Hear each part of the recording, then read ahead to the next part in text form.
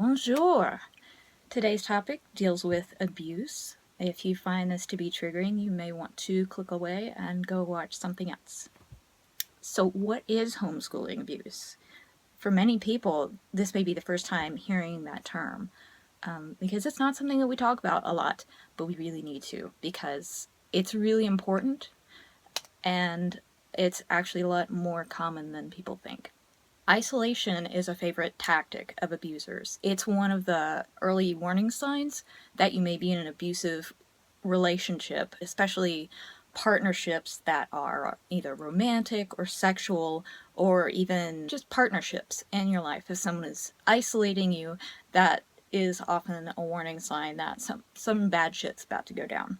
When someone isolates a target, there are fewer people to see and ask questions, fewer people the target can talk to, fewer escape routes, less support, and fewer reality checks. And when a target is isolated by someone, that someone has more control over more aspects of the reality that one is exposed to, more control over the overall surroundings of a target.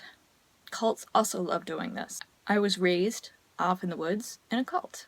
As a kid, even without being fully conscious of what was missing, when my parents took me out of school in 6th grade and homeschooled me through the end of high school, I didn't have anything to compare it to. I had no idea. But I was robbed of libraries, I was robbed of peers, potential exposure to and socialization with more well-adjusted people my own age, and healthier concepts of reality. I'm not saying that necessarily school would have been a better choice for me, because the school district that I'm in right now is very problematic. There's a big mix of very poor people and very rich people, because I live out in the country, and some people who live out in the country are very poor, and others are very rich. And apparently there's a huge problem of classism and bullying and a lot of racism rampant, and drug abuse, even in the middle school that I had previously been enrolled to. Given the choice, I don't know which one would have been better for me. I don't know that I necessarily would have been exposed to healthier people if I had stayed in a traditional schooling atmosphere.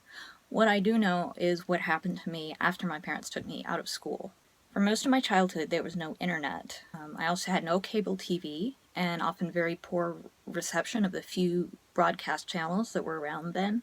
Even when we did finally get internet, it was dial-up and not nearly the resource for education and connection that it is today. My intelligence I credit to an elementary school education grounded in Montessori principles of self-education, and then my own curiosity and self-directed, stubborn determination.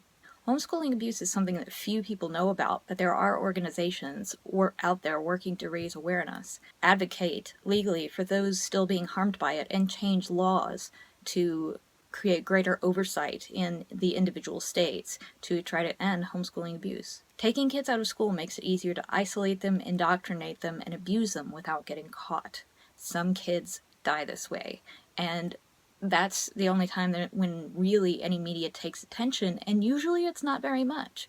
So again, this may be the first time you're ever hearing about this phenomenon, but there are people suffering even right now as I'm talking to you, and there are kids out there suffering who just cannot be reached, who may as well almost not exist for all of the world knows about them.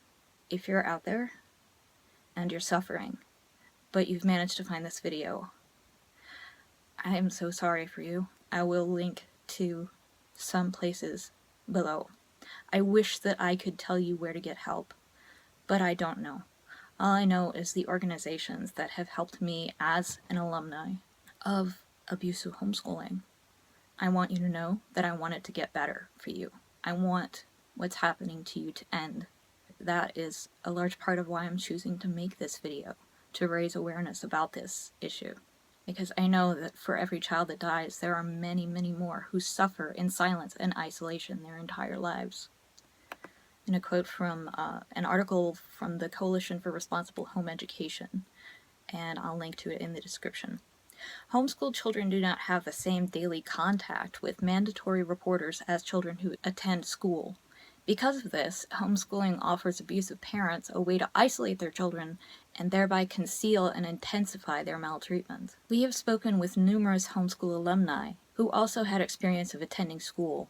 They have told us the abuse was worse when they were homeschooled because the parents knew they didn't have to hide their bruises. Additionally, Barbara Knox of the University of Wisconsin found that nearly 50% of the cases in her 2014 study of child torture involved homeschooling. This homeschooling appears to have been designed to further isolate the child, she wrote of these cases.